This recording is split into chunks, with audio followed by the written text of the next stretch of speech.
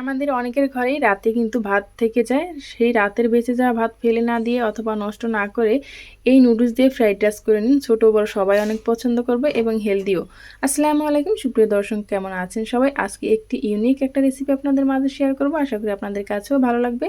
তো চলুন দেখে নিই আমি এই ফ্রাইড রাইসটা কীভাবে তৈরি করলাম। প্রথমে একটা কড়াই বসিয়ে দিলাম আর কড়াইতে দিয়ে দিলাম আমি অল্প পরিমাণ তেল। সাথে আমি এর ভেতরে দিয়ে দেব পেঁয়াজ কুচি এবং মরিচ কুচি। এখন এই পেঁয়াজ কুচি আর মরিচ কুচিটাকে আমি হালকা একটু ভেজে নেব। আমাদের সবার ঘরেই কিন্তু কম বেশি ভাত অনেক সময় বেঁচে যায়, সব সময় কিন্তু সঠিক মাপের হয় না, অনেক সময় কম হয় কিংবা বেশি হয়। সেই ভাতটা দেখা যায় অনেক সময় আমরা ভাতের ভিতর দিয়ে রান্না করি অথবা অনেক সময় অনেকে ফেলেই দিই। সেই ভাতটাকে ফেলে না দিয়ে এভাবে কিন্তু আপনারা তৈরি করে নিতে পারেন। যখন পেঁয়াজটা এরকম ভাজা হয়ে যাবে তখন আমি এর ভেতরে দিয়ে দেব 2টা ডিম, হলুদ এবং মরিচ মেখে লবণ দিয়ে আমি কিছু ফেটিয়ে নিয়েছি। এখন আমি এর ভেতরে দিয়ে একটু ভালোভাবে একটু ভেজে নিচ্ছি, দেখতেই পারছেন। এখন ডিমগুলোকে আমি ভেঙে চুড়ে পেঁয়াজের সাথে মিক্স করে দিচ্ছি। এই পর্যায়ে আমি এসে দিয়ে দেব 2টা নুডলসের প্যাকেট। আপনাদের ভাতের পরিমাণ যদি কম বা বেশি হয় সেই পরিমাণ কিন্তু আপনারা নুডলসটা দিতে পারেন। নুডলসটা কিন্তু ছোট বড় সবাই অনেক বেশি পছন্দ করে আর ফ্লেভারটাও কিন্তু অনেক সুন্দর। এখন আমি নুডলসটাকে দিয়ে ভালোভাবে একটু ভেজে নিচ্ছি। তারপর আমি নুডলসটা সেদ্ধ হওয়ার জন্য যে পরিমাণ পানির দরকার আমি সেই পরিমাণেই কিন্তু পানিটা দিয়েছি, একদম নরম করে ফেলা যাবে না। এখন আমি ঢাকনা দিয়ে 2 মিনিটের মতো এটাকে রান্না করে নিয়েছি। 2 মিনিটের ভিতরেই দেখতে পারছেন পানিটা খুব সুন্দরভাবে শুষে নিয়েছে। এখন আমি এটাকে নেড়েচেড়ে মিশিয়ে নিচ্ছি। এই অবস্থায় আমি এখানে দিয়ে দেব হালকা পরিমাণ অল্প হলুদ, যাতে করে ভাতের কালারটা খুব সুন্দর আসে সেজন্য। আপনারা কিন্তু হলুদটা স্কিপ করতে পারেন।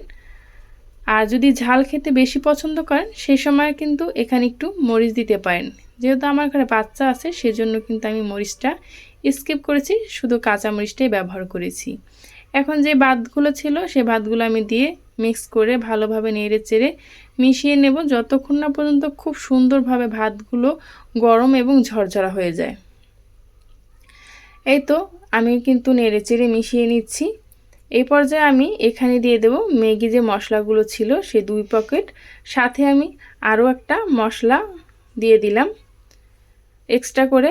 তারপর এর ভিতরে আমি দিয়ে দেব ধনেপাতা কুচি, দিয়ে ভালোভাবে এখন আমি মিক্স করে নেব। এই রেসিপিটা যদি কখনো তৈরি করে না থাকেন একবার হলো বাসায় তৈরি করবেন, আশা করি আপনাদের কাছে ভালো লাগবে। এই তো এখন আমি এটাকে ভালোভাবে ধনিয়া পাতাটা দিয়ে মিক্স করে নিচ্ছি। আমাদের সবার ঘরেই কিন্তু এরকম ভাত থেকে থাকে সব সময়, প্রতিনিয়ত দেখা যায়। সব সময় তো ভাত খেতে ভালো লাগে না, এভাবে করেও তৈরি করলে সবাই কিন্তু খেয়ে নেবে খুব পছন্দ করে। মাঝে মাঝে অন্যরকম খাবার খেতে কিন্তু বেশ ভালোই লাগে। এই তো আমার কিন্তু হয়ে গেছে, আর এটা ঠান্ডা হলে কিন্তু আরও ঝরঝর হয়ে যাবে। এই পর্যন্ত যারাই আমার সাথে ছিলেন তাদেরকে জানাই অসংখ্য ধন্যবাদ। এই ভিডিওটা যদি আপনাদের কাছে ভালো লেগে থাকে তাহলে চ্যানেলটি সাবস্ক্রাইব করে পাশে থাকা বেল আইকনটা ক্লিক করে রাখবেন। যারা ফেসবুক পেজ থেকে দেখছেন চাইলে পেজটি ফলো দিয়ে আমার সাথেই থাকতে পারেন। পরবর্তী ভিডিও পর্যন্ত সবাই ভালো থাকবেন, সুস্থ থাকবেন। আল্লাহ হাফেজ।